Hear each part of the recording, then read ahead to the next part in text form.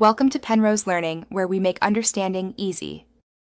In this video, I will help you fix Roblox not working on Windows. First, let's start with some quick and easy steps.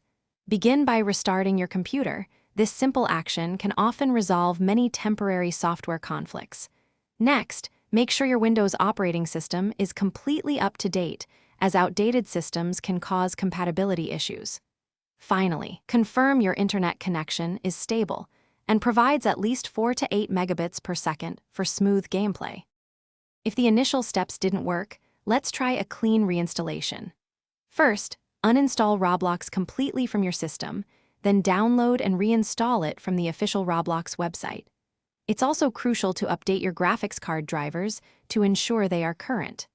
Additionally, clear Roblox's temporary files by typing %temp%\Roblox into the run dialog and deleting the contents. Now, let's examine your network and security settings. Your antivirus or firewall might be mistakenly blocking Roblox, so try temporarily disabling them.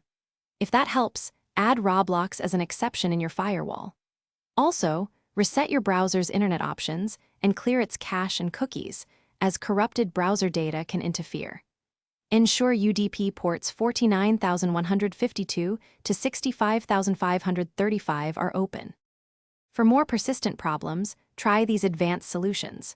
Right-click the Roblox player, select Properties, and run it as an administrator.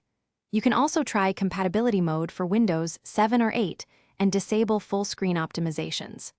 Always check the official Roblox status page to ensure their servers are operational. If all else fails, creating a new Windows user profile can help determine if the issue is specific to your current account. Thanks for watching. If this was helpful, leave a like and consider subscribing. See you next time.